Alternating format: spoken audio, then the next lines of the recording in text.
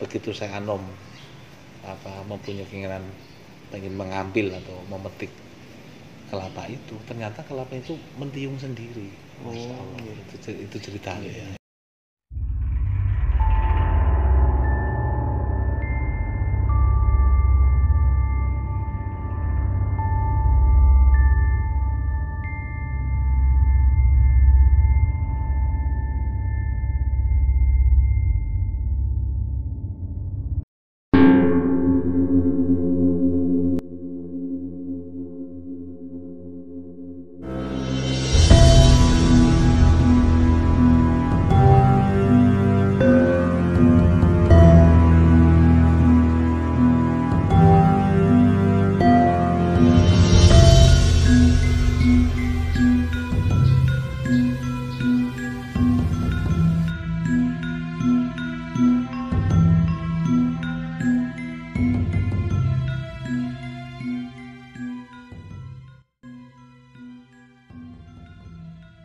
Assalamualaikum warahmatullahi wabarakatuh. Salam sejahtera buat kita semua. Om Swastiastu, salam kebajikan, salam sehat, salam rahayu, rahayu, rahayu. Selamat jumpa dan berjumpa kembali pemirsa yang ada di rumah maupun di mana saja kalian berada. Kita berjumpa kembali bersama Padepokan Cikal Cawang dengan channel Ki Cahyo Dipuro. Pada kesempatan sore hari ini kita berkunjung di makam Syekh Anom Sidokarso yang bertempat berlokasi Desa Grogol Beningsari, Kecamatan Petanahan, Kabupaten Kebumen. Konon ceritanya Syekh Anom Sidokarso adalah salah satu ulama besar yang didatangkan atau yang datang dari Kesultanan Demak Bintoro yang datang ke arah barat untuk menyebarkan agama Islam. Konon beliau adalah seorang ulama yang menjadi paling atau kekasih Tuhan. Dia mempunyai beberapa kelebihan, nanti akan kita saksikan. Untuk lebih jelasnya masuk dalam kita bertemu dengan juru kunci dan teman kami spiritual dari Kebumen. Terima kasih. Mari kita lanjutkan. Assalamualaikum warahmatullahi wabarakatuh. Waalaikumsalam. Selamat jumpa dan jumpa kembali bersama Padepokan Cikal Cawang dengan channel Ki Cahyo Dipuro. Pada kesempatan sore hari ini kami berkunjung ke makam Syekh Anom Sidokarso. Menapa Sidokarso ya? Sidokarso, tepatnya di Desa Grogol Beningsari, Kecamatan Petanahan, Kabupaten Kebumen. Pada kesempatan sore hari ini saya didampingi oleh beliau Bapak Juru Kunci atau Mas Juru Kunci. Nanti pemirsa bisa berkenalan sendiri. Kemudian yang kedua di sebelah saya ini adalah seorang spiritual dari Kabupaten Kebumen. Beliau adalah Ki Kidung Pamungkas. Pemirsa, konon cerita yang sedikit saya baca dari beberapa literasi bahwa Ki Anom Sidokarso adalah seorang ulama besar. Pada referensi itu menyebutkan bahwa beliau adalah dari Kesultanan Demak Bintoro, masih terah dari Sunan Prawoto, dari eyang kakeknya itu Pangeran Kadiri dan orang tuanya beliau bapak atau Kanjeng Pangeran Sudarmo. Ini hanya sepengetahuan saya. Dan mereka Syekh Anom Sidokarso adalah termasuk waliullah ya, artinya kekasih Tuhan yang mempunyai kelebihan luar biasa di dalam penyebaran agama Islam di wilayah Kebumen utamanya. Dulu mungkin namanya belum Kebumen Pak ya, dulu namanya masih Panjeroma atau siapa, pokoknya intinya di wilayah sini yang sekarang adalah Kabupaten Kebumen, tepatnya di Kecamatan Petanahan, Desa Bening Grogol, Bening Sari. Dan konon ceritanya pada kesempatan itu beliau adalah punya seorang guru sejati namanya Syekh Abdul Awal. Pada waktu itu beberapa literasi saya baca, dia mau berangkat untuk ibadah haji.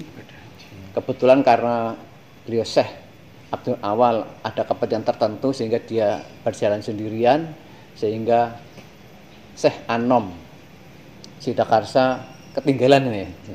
Namun nggak tahu bagaimana dia berusaha untuk berangkat ke sana, malah konon kabarnya atau cerita yang saya baca itu menggunakan mangkup kelapa, bekong, atau disebut namanya mancung apa gimana?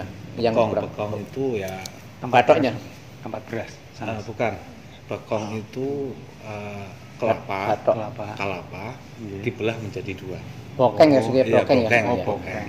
Baik, ini hanya sedikit penjelasan dari beliau, namun mungkin akan lebih jelasnya saya nanti akan berkomunikasi atau minta beri penjelasan kepada beliau sang juru kunci. Namun sebelum saya bertanya kepada beliau sang juru kunci, dari teman kami seorang spiritual dari Kebumen, bagaimana sepintas saja pendapat Ki Kidung Pamungkas tentang Syekh Anom Sidakarsa yang dimakamkan di Desa Grogol Bening Sari ini?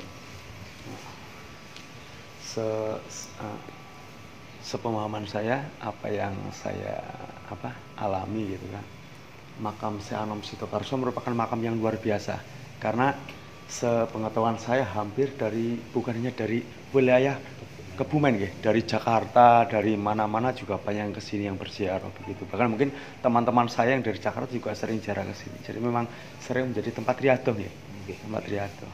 Jadi memang karena mungkin karomah beliau, karomah Syekh Anom Sidakarsa memang luar biasa yang menjadi daya tarik tersendiri lah begitu. Ya, demikian tadi pendapat dari beliau Ki Kidung Pamungkas. Ternyata yang datang ke sini bukan hanya lokalan Kebumen, tapi juga luar wilayah dari Jakarta, mungkin dari Lampung, atau mungkin bahkan dari luar Jawa mungkin. Ya, ini tadi sepintas, mungkin nanti bisa dilanjut lagi pendapat dari Ki Kidung Pamungkas, seorang spiritual dari Kabupaten Kebumen. Namun saya lebih jelasnya lagi, saya akan menanyakan pada beliau Bapak Juru Kunci yang selalu senantiasa merawat tempat ini sehingga kelihatan bersih seperti ini. Silakan Bapak untuk sebelum menyampaikan beberapa tentang Syekh Anom Sidakarsa untuk memperkenalkan diri kepada pemirsa terlebih dahulu. Dipersilakan Bapak. Assalamualaikum warahmatullahi wabarakatuh. Waalaikumsalam. Yang terhormat Bapak Sinten Ki Cahyadipuro, Bapak Ki Cahyadipuro, Bapak Dipuro dari Padepokan Cikal Jawan, juga Ki Kidung Pamungkas, betul ya. Ini pun juga semua pemirsa di channel YouTube ini, saya perkenalkan, saya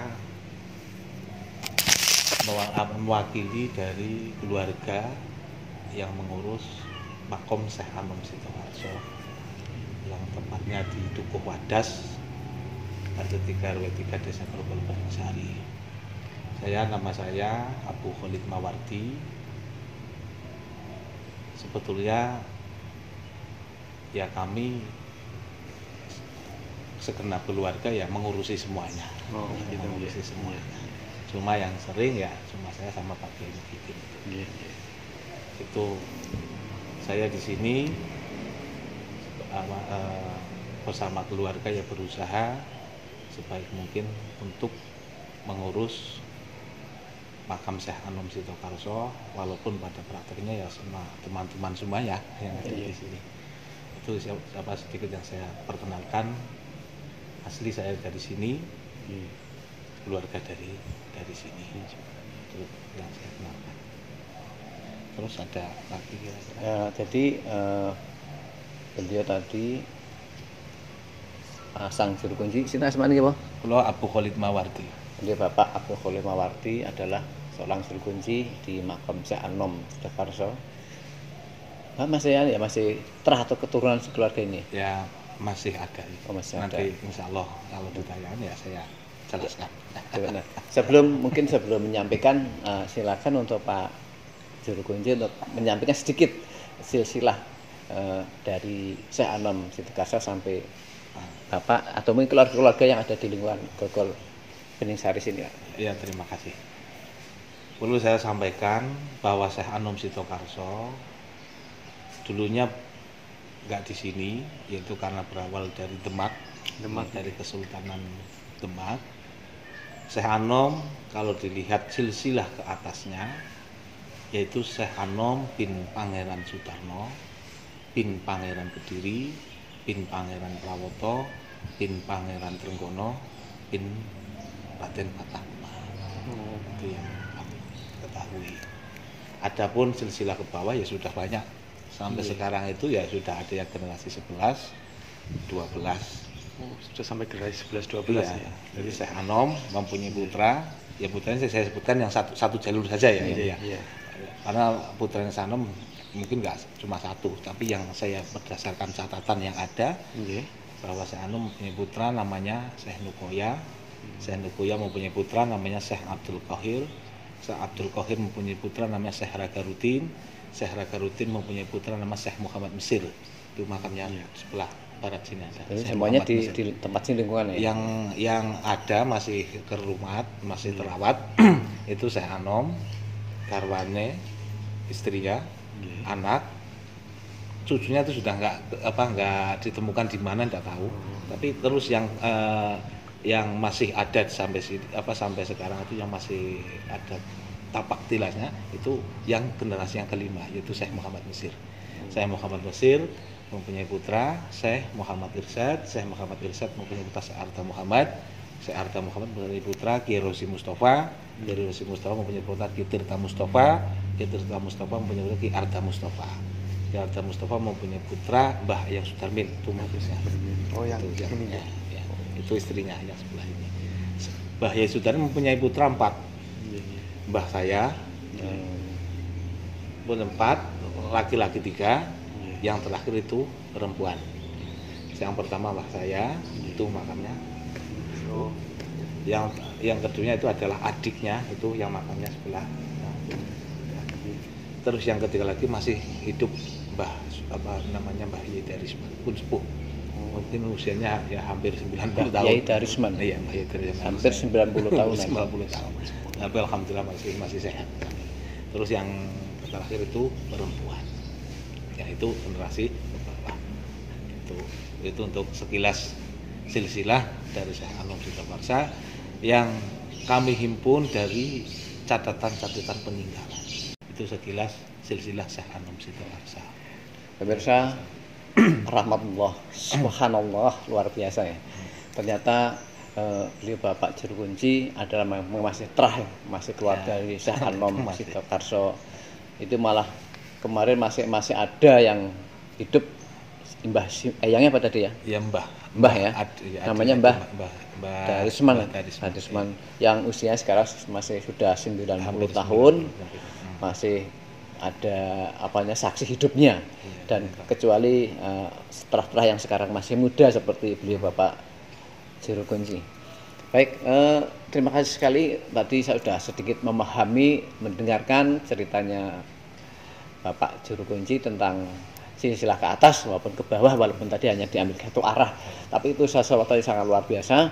Apalagi beliau sudah mendokumentasikan suatu arsip yang tadinya sudah mau dimakan rayap. Konon ceritanya sudah beberapa orang memfotokopi selalu gagal. Namun beliau adalah mencoba memfotokopi, namun sebelumnya memohon doa restunya dulu ya, dengan berziarah memohon pada Tuhan Yang Maha Esa. Alhamdulillah bisa terfotokopi, karena kalau tidak dikopikan itu nanti akan musnah ya, jadi hilang. Itu tadi memang sesuatu yang sangat luar biasa. Maka tidak heran kalau di tempat ini banyak dikunjungi para ziarah dari sudut wilayah kota di Indonesia. Ada yang di luar negeri ya Pak ya?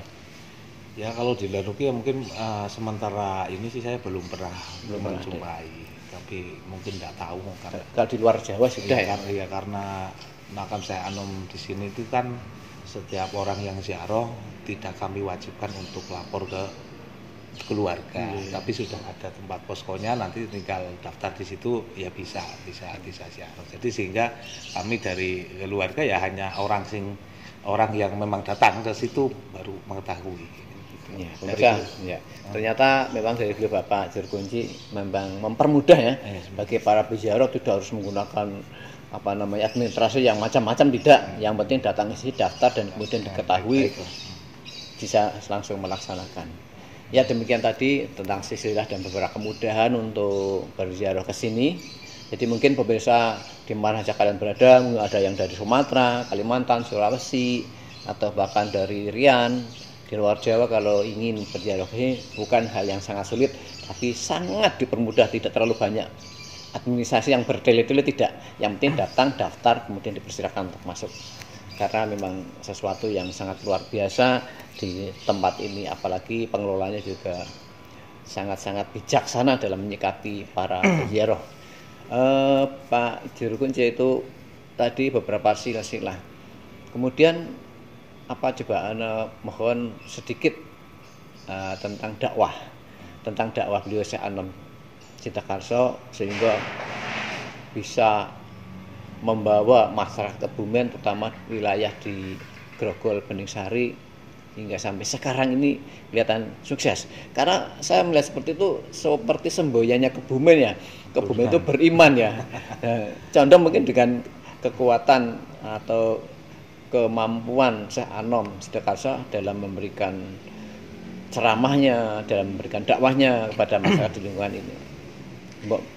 Kemungkinan ya, akan lebih besarnya lagi untuk masalah dakwah ya, dari kami atau ulama-ulama masyarakat memang tidak tahu secara persis caranya bagaimana, tapi kita melihat dari segi peninggalan.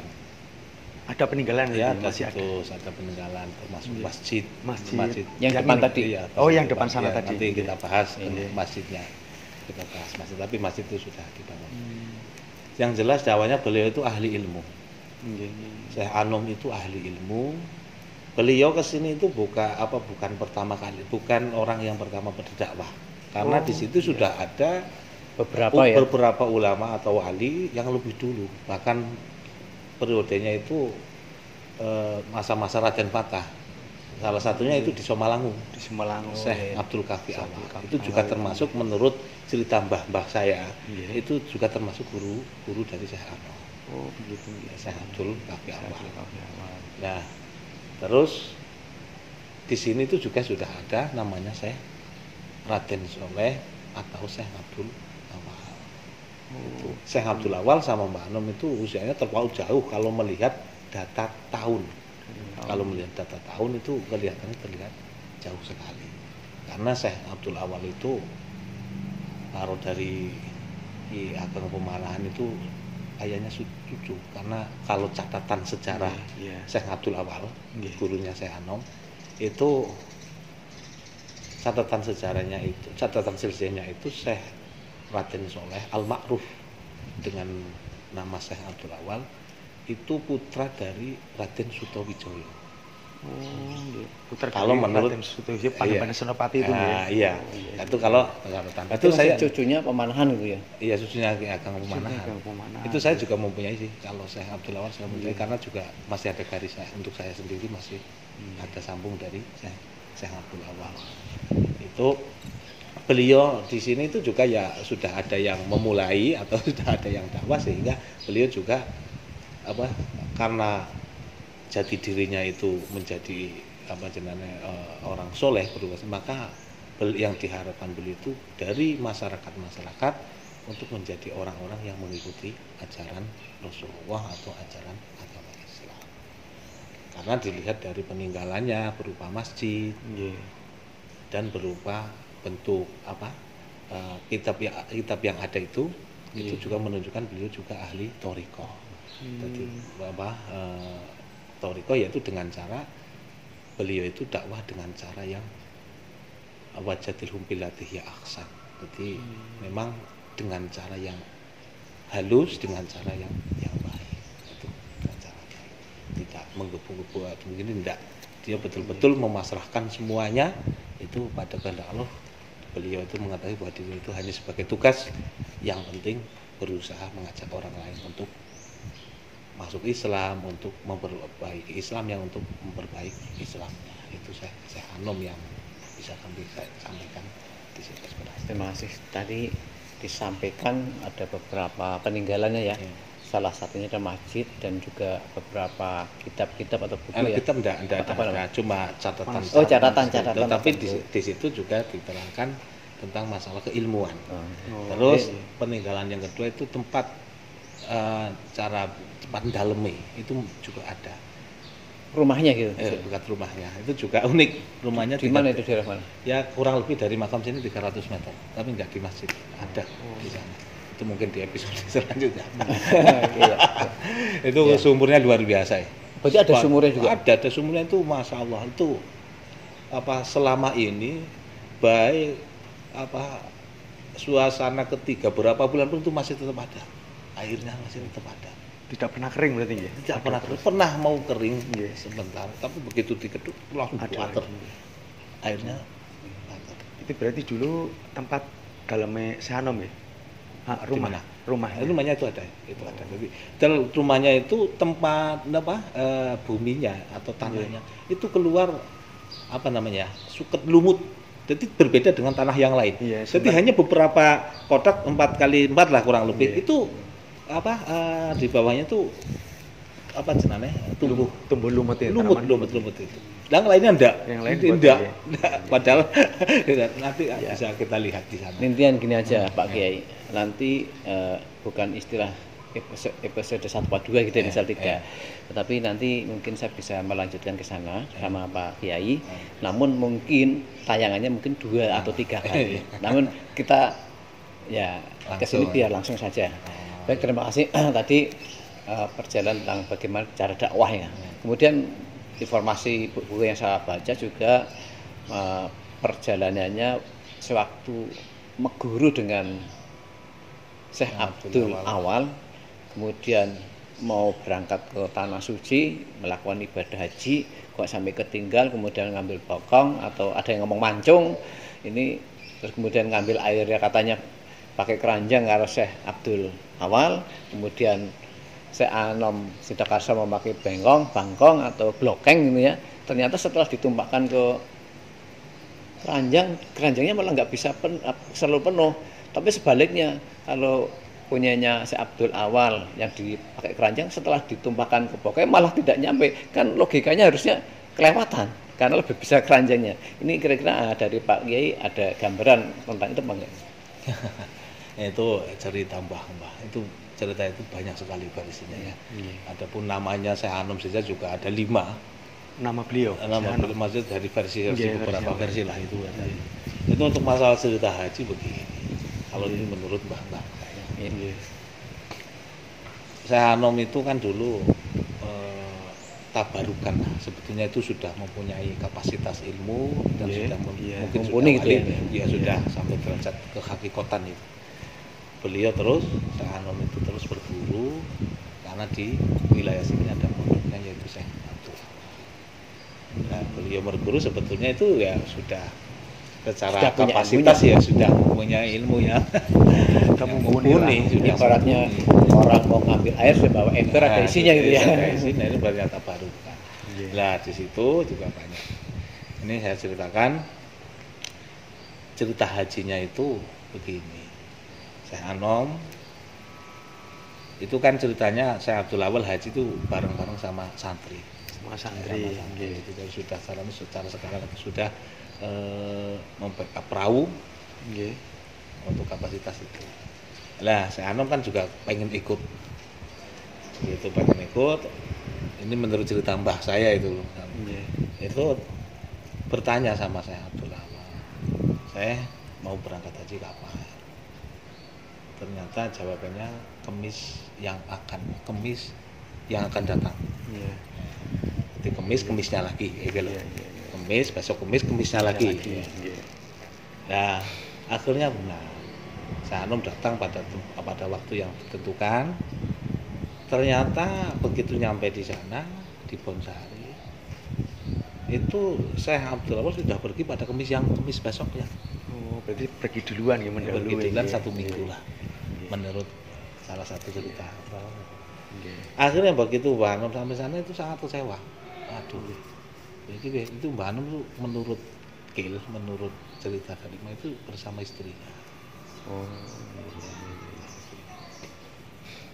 Lah betul, akhirnya sampai sana sudah ketinggalan.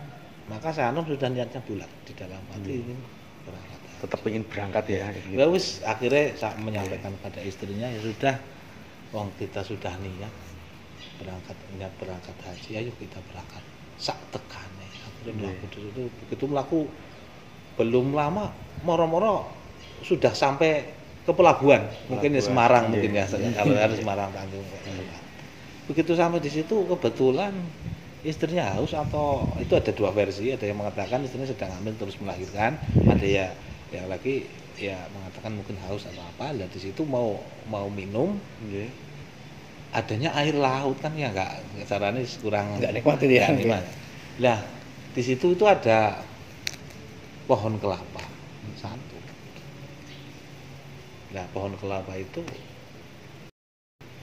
begitu saya Anom mempunyai keinginan ingin mengambil atau memetik kelapa itu, ternyata kelapa itu mentiung sendiri. Itu cerita itu. Iya. Itu sendiri diambil. Begitu diambil, entah bagaimana itu kisahnya, yang penting terus ambilnya itu disigar, dibelah lah. Begitu dibelah, ternyata sudah cukup lah untuk makan, untuk minum sudah cukup, karena itu di pinggir pelabuhan. Tapi pinggir pelabuhan pantai utara kan nggak seperti pantai selatan, ombaknya biasa. Kalau pantai utara kan biasa. Ternyata belahan daripada kelapa itu jatuh ke laut. Itu lautan diutik, begitu diutik ternyata satu kaki masuk, dimasukkan 2 kaki masuk. Lalu akhirnya kabeh masuk kabeh. Begitu masuk kabeh, akhirnya bokongan itu bukan dibuka ngeten iki kan, digandeng terus karo mancuke barang digandeng. Akhirnya ibune barang iku karone ceritane terus ikut masuk. Begitu masuk bismillahirrahmanirrahim, blub sampai tengah lautan. Akhirnya masih di tengah lautan itu sudah menyusul saya Abdul Awal sudah bisa tersusul ya. Terus akhirnya itu menurut cerita lo ini. Nah terus akhirnya begitu wis keton Mbah Abdul Awal kaget, lho kampul-kampul kaya karsa. Kayak Anom iki teman begitu, akhirnya bareng sampai akhirnya bisa berhaji bersama. Itu sebenarnya masih mempunyai cerita cara sepulang dari haji itu diuji terus sama Syekh Abdul Awal, diuji ilmu kehakikatannya dan kekuatan imannya itu bagaimana. Itu akhirnya bisa sampai haji, yang akhirnya terus kembali, terus disitulah dijuluki Syekh Anom Sitakarsa, artinya seorang pemuda yang tujuannya terlaksana. Kan Pangeran Anom. Syekh Anom Sitakarsa adalah seorang pemuda yang punya tujuan yang terwujud ya terlaksana. Kersa itu kan mana terwujud lah. Terwujud ya terlaksana. Nah, itu tadi yang saya menyambung lagi. Tadi yang masalah keranjang sama Tokeng itu ya. Iya sama tokeng. Itu kan ceritanya ini menurut cerita orang dulu. Itu Mbah Anom disuruh ngambil air. Ngambil air. Pertama Mbah Abdul Awal karena nganggo keranjang. Nah, njuput keranjang. Apa jenengane banyune? Ndak tumpah. Nah, Mbah Anom nganggo pluk yang banyune mundung-mundung. Air kok iso munggah melebihi iki lho, ora utah, enggak utah. Blokenge enggak. Nggih, ngumpul sampai dhuwur sing mencukupi. Apa jenenge mencukupi padha karo kene Mbah Abdul Awal. Dadi padha-padha cara wong sikine padha-padha abuhe jane pada saat itu. Itu akhirnya itu juga banyak, itu juga termasuk kejadian-kejadian yang ada di dalamnya Syekh Anom. Dalam itu kurang lebih ukurannya 3x4 atau 4x4 lah. Nah di situ juga ini saya sampaikan salah satu karomah pada masih hidupnya. Syekh Anom itu setelah berguru Syekh Abdul Awal itu kan sudah pulang. Begitu pulang di sini, suatu ketika gurunya Syekh Abdul Awal itu datang bersama santri beberapa dokar lah pada saat itu banyak, sama santri itu dibawa, ayo delik karsa mestine ngoten niku. Ternyata semuanya silaturahim ke Pak Anom ceritanya. Begitu ziarah sama nyambangi lah namanya. Jadi si Anom ternyata kaget rumahnya hanya 3x4 atau 4x4 lah kurang lebih itu. Kecil lah. Lah begitu di situ ada salah satu muridnya, kalau mbah saya masih ingat namanya, kalau saya lupa. Itu ada salah satu santri Syekh Abdul Awal, di dalam hatinya itu sudah timbul kesombongan. Ya rumah riot-riotnya iki tak unggah aku tahu ambruk. Ceritane niku omah iki doyong idul sing dicakak lor. Itu tolak belakang itu. Iya, doyong alur sing dicakak kidul. Ini ceritane wong biyen itu. Nah, niku begitu enten sing ngoten niku ternyata akhirnya munggah dipersilahkan munggah. Dan munggah teng perampok ini. Begitu munggah setunggal set omber teng jero. Hampir beberapa dokar mungkin beberapa puluh orang pada saat itu masuk itu masih tetap masih luas ya? banget, luas, masih ya? luas di dalam rumah itu ya? Di dalam rumah yang ukurannya sekecil itu.